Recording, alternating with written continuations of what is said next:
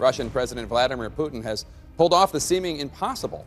He actually got Democrats and Republicans in Congress to agree on something, their mutual disdain for his New York Times op-ed. In the article, Putin took a direct shot at President Obama's speech on Syria, writing, quote, "It is extremely dangerous to encourage people," meaning the American people, "to see themselves as exceptional, whatever the motivation."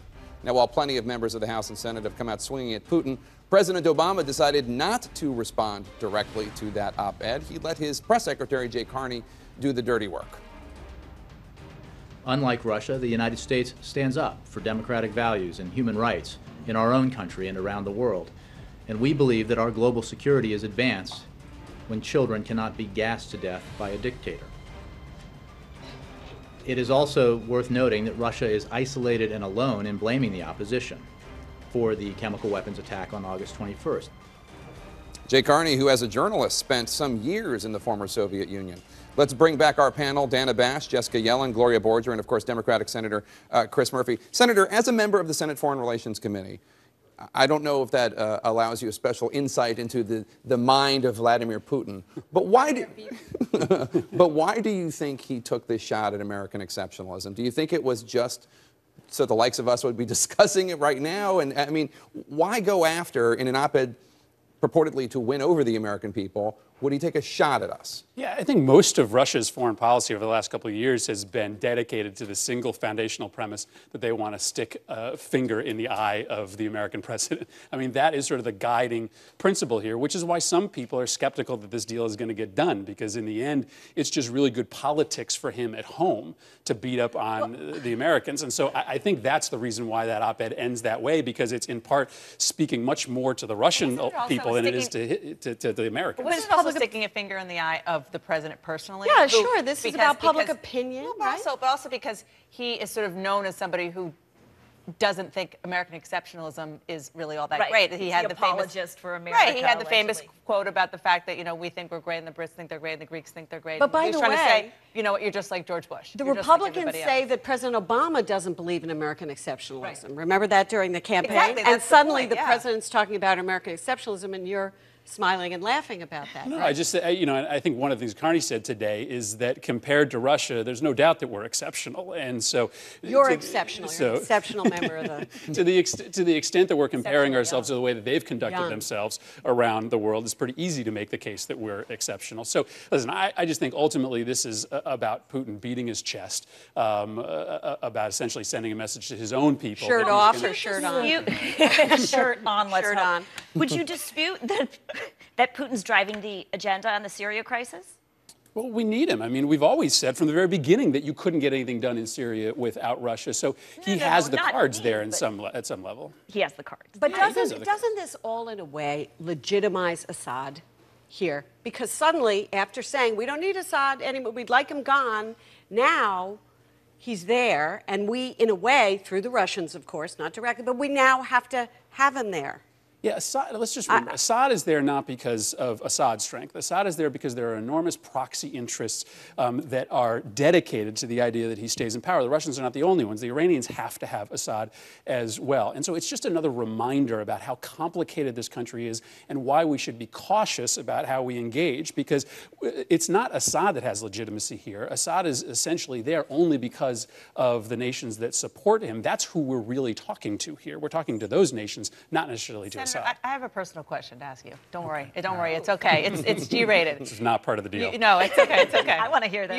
The deal's up. You were the only Senate candidate in 2012 that President Obama cut an ad for. Yeah. The only one, much to the chagrin of many other candidates. It was because he really wanted you to win. Yeah.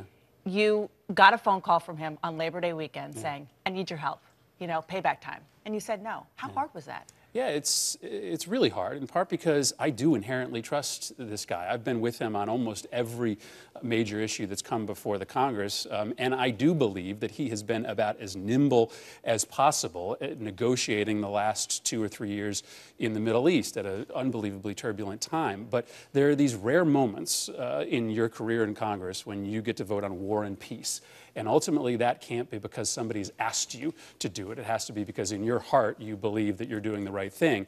And so for this one, as I told him from the very beginning, I've been consistent in my skepticism about military action there. I would like to be with the president, but these are rare, unique votes. you tell him What did you say to him? Because obviously he is we can see how torn President Obama is. Yeah. He doesn't want to do this. Yeah. He believes, or at least he argues he believes, that that the use of chemical weapons is so beyond the pale. Yeah. And gassing your own people is so horrific. And he stayed out of that conflict as long as he could, even as bodies piled up. But the United States needs to take a stand against the use of chemical weapons, because if we don't do it, no one will. We saw the British vote against it in Parliament. That's not a bad argument. No, it's not.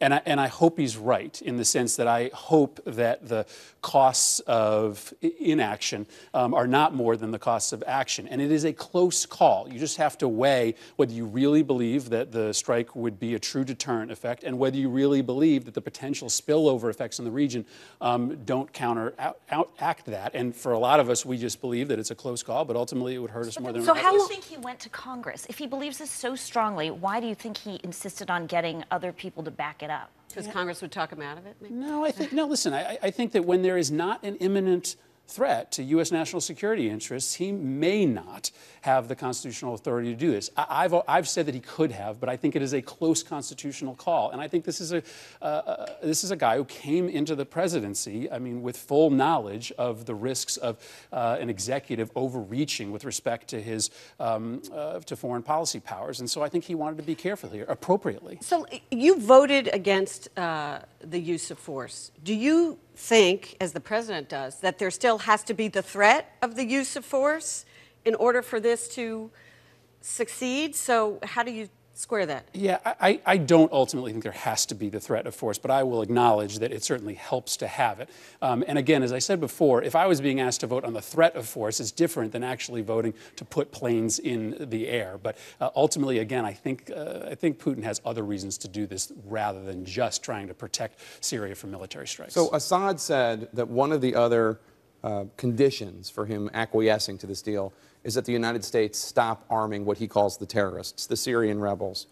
Do you think that that's worth going along with? Listen, I think that's a good idea, exclusive of the fact that Don't arm Assad the is rebels. asking. You co-authored an amendment with Rand Paul. Yeah. You think you're going to do that coming? Yeah, I think that is this is one of the rare moments that Rand Paul and I are sitting on the same page. But here's the trouble with that, and you guys have talked about this. If this was just the good guys against the bad guys, this would be a lot easier call for many of us. But it is not. This is essentially Al Qaeda, not a affiliate of Al Qaeda, actual Al Qaeda operatives who are embedded with the Free Syrian Army. They're coordinating it. How big a terrorist presence, extremist presence, is with these rebels, do you think? Well, I think it's in the thousands, probably not in the tens of thousands, but it's pretty clear that the Sunni insurgency around the globe is converging upon Syria because that is the next wave in the fight to establish a I'm Sunni afraid I have to caliphate. end it there. I'm being told that we have to go to a commercial break. Senator Murphy, you were fantastic. Thanks for guys. coming in. Yeah.